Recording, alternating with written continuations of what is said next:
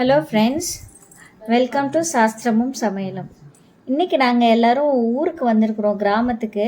கிடைச்ச பொருட்களில் வச்சு நாங்கள் ஒரு சாக்லேட் கேக்கு, எக்லெஸ் கேக்கு செஞ்சுருக்குறோம். அதுக்கு தேவையான பொருட்கள்: பேக்கிங் பவுடர், பேக்கிங் சோடா, மைதா மாவு, சாக்லேட் பவுடர், வெனிலா எசன்ஸ், நெய், சர்க்கரை அரைச்ச பவுடர். ஓகேவா? அப்புறம் தயிர். இங்கே முட்டைக்கு பதிலாக நம்ம தயிர் ஊற்றி செய்ய போகிறோம். 200 கிராம் மாவுக்கு உண்டான அளவு நான் உங்களுக்கு சொல்கிறேன். 200 கிராம் மாவுக்கு 150 கிராம் பவுடர் சுகர், 250 மில்லி தயிர். அதை ரெண்டையும் ஃபஸ்ட்டு நல்லா சர்க்கரை கரையிற மாதிரி விப் பண்ணிக்கோங்க. அதாவது கையிலேயே நல்லா அடிச்சுக்கோங்க.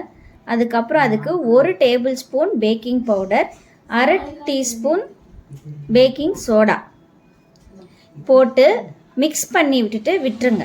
அதை ரொம்ப அடிக்கவெல்லாம் வேண்டாம். 1 நிமிஷத்தில் என்ன ஆகும்னா அதில் நல்லா பபுள்ஸ் வரும். அதுக்கப்புறமேல அதில் 1 டீஸ்பூன் வெனிலா எசன்ஸ் ஆட் பண்ணிவிட்டு, அது கூட 200 கிராம் மைதா மாவையும் கொக்கோ பவுடர் பார்த்திங்கன்னா ஒரு 25 கிராம் எடுத்துருக்குறேன், அதையும் மிக்ஸ் பண்ணி நல்லா கலக்கி விடுங்க. நல்லா கலந்ததுக்கு அப்புறமேலு அதில் கட்டி இல்லாமல் கலக்கிக்கோங்க. இந்த ஸ்டேஜில் அதுக்கு நம்ம உருக்கி வச்ச நெய் ரூம் டெம்பரேச்சரில் இருக்கணும், சூடாக இருக்கக்கூடாது, ரூம் டெம்பரேச்சரில் இருக்கணும். அந்த நெய்யை மிக்ஸ் பண்ணி போட்டு ஃபோல்டிங் மெத்தடில் பண்ணுங்கள். ஒரு மிக்ஸு, ஒரு கட் அண்ட் ஃபோல்ட் மெத்தடுன்னு சொல்லுவோம். இந்த மெத்தடில் அதை மிக்ஸ் பண்ணி விட்டு எல்லாம் நல்லா மிக்ஸ் ஆனதுக்கு அப்புறமேலு ஒரு பேக்கிங் ட்ரேவை இந்த மாதிரி நெய் தடவிட்டு அதுக்கு மேலே மைதா மாவை போட்டு ரெடி பண்ணிவிட்டு நம்ம மிக்ஸ் பண்ணி வச்சுருக்கிற மிக்சரை அதில் போடுங்க. இந்த இதுக்கு கொஞ்சம் கெட்டியாக தான் இருக்கும், ஆனால் கேக் நல்லா சாஃப்டாக வரும். அடுத்தது இப்போ நம்ம இதை எப்படி அவனில் வச்சு பார்க்கலாம். அவன்னா இது எலக்ட்ரிக்கல் அவன் இல்லை, அலுமினியத்துலேயே ஸ்டவ் மேலே வச்சு குக் பண்ணக்கூடிய அவன் இருக்குது.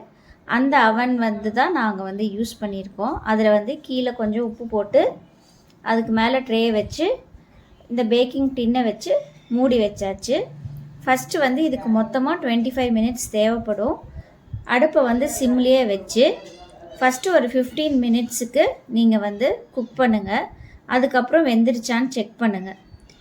அப்போ இருக்கிறதுலே ஹை பீக் பாயிண்டில் விட்டு பார்த்திங்கன்னா வெந்துருச்சா இல்லையான்னு தெரியும். இப்போ இதில் பார்த்திங்கன்னா நல்லா வேகலை. இதுக்கு அட்லீஸ்ட் இன்னும் ஒரு 10 மினிட்ஸ் தேவைப்படும்.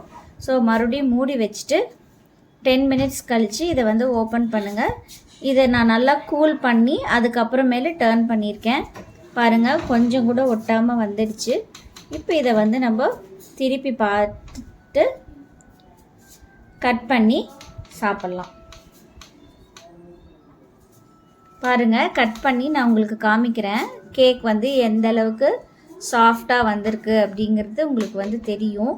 ஆனால் நான் அவனில் நீங்கள் கல்லுப்பு போடுறதுக்கு பதிலாக முடிஞ்ச அளவுக்கு மணல் கிடச்சிச்சின்னா போடுங்க. அது கொஞ்சம் அதனால தான் இந்த மாதிரி மேலே இருக்குது.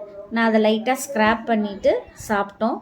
கேக் பட் ஆனால் ரொம்ப ஸ்பாஞ்சியாக டேஸ்டியாக வந்திருக்கு. மறக்காமல் எங்கள் சேனலுக்கு சப்ஸ்கிரைப் பண்ணுங்கள். உங்களுக்கு இந்த வீடியோ பிடிச்சிருக்குன்னு சொல்லி பெல் பட்டன்